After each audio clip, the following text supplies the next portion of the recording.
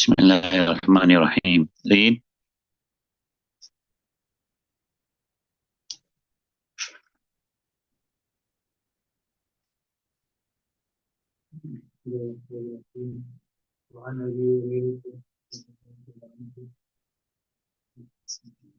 مسألة تكبير التحريمة.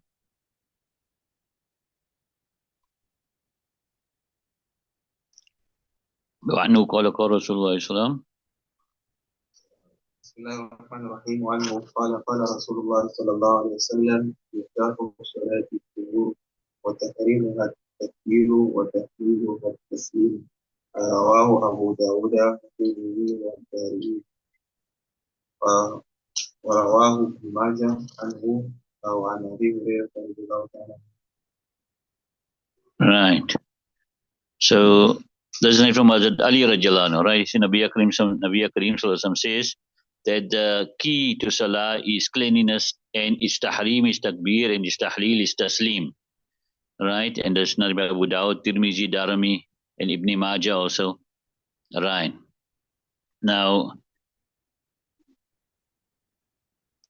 all those things, right? All those things which are the muharramat of salah, right, is connected with the takbir. When a person says the takbir, then all those things that was permissible for him to do out of salah now becomes haram for him to do in salah. You understood that? Right. Now, how do you start your salah? Right? They got your takbir. So Imam Malik and Imam Ahmad Rahman says, Allahu Akbar only can be said. And Imam Shafi Rahman says, Allahu Akbar and Allahul Akbar can be said. And Imam Yusuf Rahmatullah says, Allahu Akbar, Allahul Akbar, Allahu Kabir, Allahul Kabir.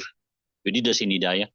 And Imam Abu Hanifa and Imam Muhammad Rahman says, everything which, all those words which indicate to the greatness of Allah subhanahu wa ta'ala, you can use that.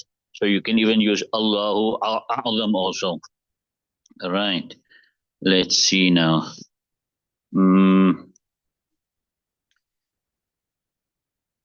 Then we got what tahliluha at-taslim, right? To come out of salah, you need to make salam, right? And the Jamhur says, right? Thalas. They say that you need to make salam to come out. If you don't make salam, you don't come out of salah, right? And the dalil is this particular hadith here. Imam Abu Hanifa rahmatullah alayhi, he says to make salam to come out of salah is wajib. And to come out of salah intentionally by some action is faraj. So if a person intentionally came out of his salah after he did qaida akhira, which is also faraj, intentionally comes out of his salah, then his salah is complete. Yes, it's deficient because he didn't fulfill the wajib of salam. Right, read.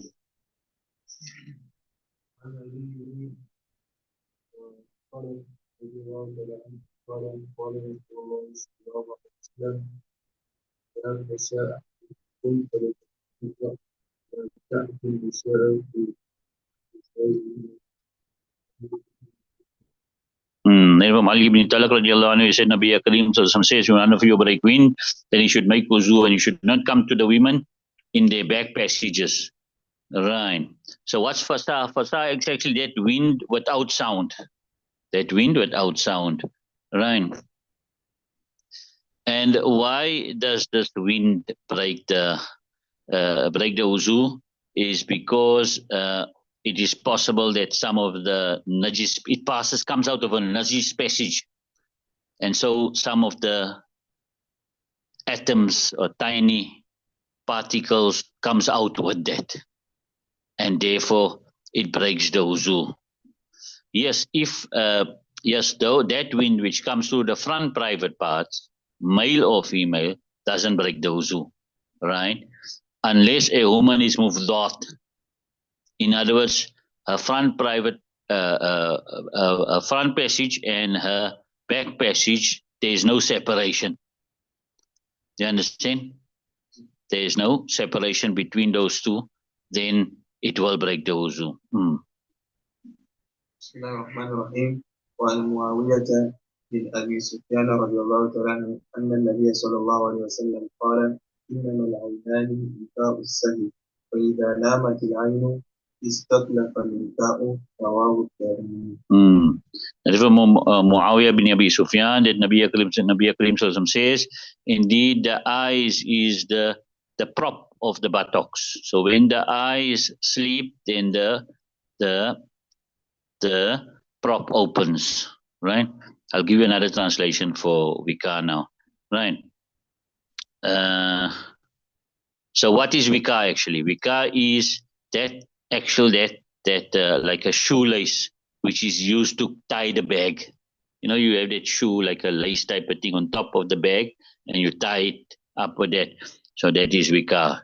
So even though sleep in itself is not a naqid wuzu, doesn't break your wuzu. Just it's not the actual break of wuzu, but because when you sleep, you are totally relaxed and your limbs are at ease. Then what happens is the possibility of, and the great possibility, the deeper the sleep, the great possibility of wind coming out. Therefore, sleep becomes a break of wuzu. So there's ikhtilaf. Imam Malik and Imam Ahmad rahmatullah, they say a little bit sleep doesn't break the wuzu, a lot of sleep break the wuzu. Imam Shafi rahmatullah says that if you're sleeping, sitting, and your buttocks is firm on the earth, then that will not break the wuzu, otherwise it will break the wuzu. And Ahnaf says, if you are in any of the postures of salah, your wuzu will not break. And if you're leaning onto something to such an extent that if that thing was removed, you would fall down, then your wuzu would break. Right? But if you are leaning against something and you were not leaning so hard, which means you were in deep sleep. So if that thing had to be removed, you wouldn't have fallen down, you'd have woken up. That means you were not in a deep sleep. Right.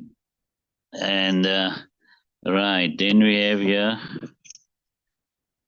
I didn't go into the details of all this. Right, read.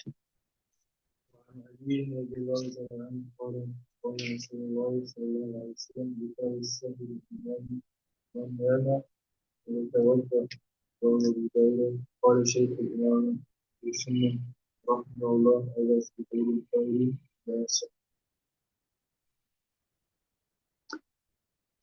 Right. Carry on. Lima saha.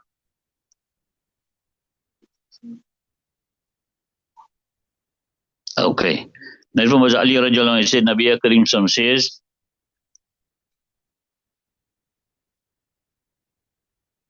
hi. Hello. Hello. Can you phone me back after about 1 hour? Okay.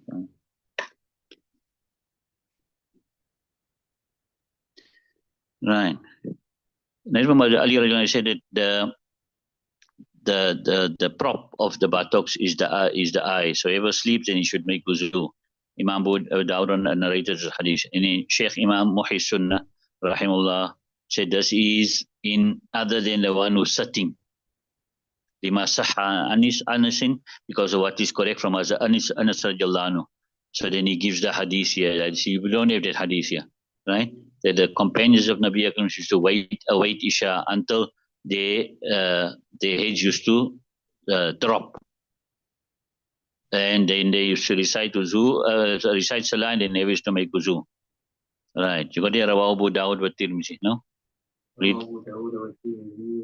إلا أنه ذكر فيه ينامون فضل ينتظرون العشاء حتى تخفق رؤوسهم.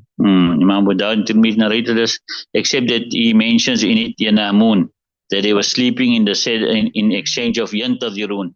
They are waiting the Isha, right? Until their heads would drop down. Right, read. So Imam Muhammad Sunnah is saying that this is besides the person sitting. If the person is sitting and sleeping, then his wuzu doesn't break. And then he gives us hadith, says that Talil, that they used to wait for the Isha, and they used to also snooze in between. بسم الله الرحمن الرحيم وعن ابن عباس رضي الله تعالى عنهما قال رسول الله صلى الله عليه وسلم إن الوضوء على من نام مضطجعا فإنه إذا اضطجع استرخت مفاصله رواه الترمذي وأبو داود. Right. Ibn Abbas radiallahu anhu said, Nabi Kareem Sallallahu Alaihi Wasallam says, indeed, wuzu is upon the one who sleeps lying down. Because when he sleeps lying down, then his joints are all lax and it becomes at ease, and then the possibility of wind coming out. Right. Read. قال رسول الله صلى الله عليه وسلم إذا مس أحدكم ذكره فليتوضأ ومالك وأحمد وأبو داود والترمذي ومسلم It was Busra radiallahu anha, she says that Nabi Kareem Sallallahu Alaihi Wasallam says, when one of you touches his zakar, then he should make wuzu. Right? And designated for all these hadith scholars here, right? Right. I myself of the opinion then when you touch your zakar, then your wuzu breaks. However, Imam Shafi rahmatullah alayhi, he says you need to for your wuzu to break, you need to touch your zakar without any obstacle, direct touching, and with the inside of the hand. Right? And Imam Malik rahmatullah says this you need to touch your zakar with desire, then only it will break. And Imam Ahmad rahmatullah, he says mutlaqan, you touch your zakar, your wuzu breaks. Right? And they also say Jabur, just as they say the same will apply to a woman who touches her farj, her wuzu will also break with these three the different kayfiyat of how they touch the zakar. Imam Boniba rahmatullah says, without the najasat coming out, that merely just touching the zakar will not break the wuzu, right? And Imam Boniba rahmatullah's dalil is from this hadith of Talq ibn Ali radiallahu anhu, who says, Hal huwa illa bul'atum minhu. It is not except a portion from you, a portion, a lump of yours. It's just like all the other lumps. This is also just one lump. Nevertheless, then the discussion goes on the authenticity of both hadiths and which hadith is strong.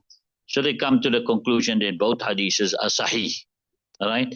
So the ruling is when both hadiths are sahih, then you now resort to qiyas. And both hadiths are sahih, but they're opposing one another. Then you resort to qiyas. And qiyas will tell you that as long as najasat is coming out, you understand? There's no najasat coming out of sabilain, your wuzu doesn't break. That is qiyas. Right? That's what breaks your wuzu, the najasat coming out of sabilain. And here there is no najasat coming out of sabilain. You understand? So therefore the wuzu shouldn't break. The other reason or answer the Ahnaf give that the hadith of Busra radiallahu anha, it carries the possibility that the touch the zakar here could refer to urinating, as it is used amongst the Arabs. To touch the zakar means you urinate. The third reasoning is that this hadith here, Al huwa illa bud'atum minhu, that the illat is clearly given here to show it doesn't break. There's no other possibility here. It doesn't break because it's just a normal, it's just a lump. All right. And then the fourth reason they give here is that in Busra radiallahu anhu's narration, it refers to mustahab wuzu. After you touch your zakar, it's mustahab to make wuzu. And Talik ibn Ali's riwayat, it refers to the ruling that you don't have to make wuzu. And Busra radiallahu anhu's hadith says that means you must make wuzu, it's mustahab to make wuzu. And Talik ibn Ali's radiallahu anhu's riwayat is saying you don't have to make wuzu. You know, if you want to make wuzu, you can make wuzu, it's mustahab. Right, as Ali radiallahu anhu says, Ma ubali masastuhu aw tarfa anfi. I don't care if I touch it or the tip of my nose. All right. And Hazrat Ibn Abbas radiallahu anhu, he says, in kuntu tastanjisuhu fa'aqta'uhu. If I regarded this zakar as najis, then I would have cut it off. But it's not najis. So therefore your wuzu doesn't break. Right. So بسم الله الرحمن الرحيم. وعن طلق بن علي رضي الله تعالى عنه قال سئل رسول الله صلى الله عليه وسلم مس الرجل ذكره بعدما يتوضأ قال وهل هو إلا بضعة من رواه أبو داود والترمذي والنسائي وروى ابن ماجه نحوه وقال شيخ الإسلام محيي السنة رحمه الله هذا منسوخ لأن أبا هريرة رضي الله تعالى عنه أسلم بعد قدوم خلفه رضي الله تعالى عنه وقد روى أبو هريرة رضي الله تعالى عنه أن رسول الله صلى الله عليه وسلم قال إذا أفضى أحدكم بيده إلى ذكره ليس بينه وبينها شيء فليتوضأ رواه الشافعي والدارقطني ورواه النسائي عن بسرة رضي الله تعالى عنها إلا أنه لم يذكر ليس بينه وبينها شيء. Right. Remember Talq ibn Ali said that Nabi Akram was asked about a man touching his zakar after he had made wuzu. So he said it is not except a piece of flesh of his. And Narib Abu Dawud, Tirmizi, Nasai, and Ibn Majah is similar. Sheikh Imam Muhi Sunnah, who's the author of the Matan of the Kitab, right? He said this has been abrogated because Abu Hurairah accepted Islam after the arrival of Talq ibn Ali. So which means what Abu Hurairah is saying is the last.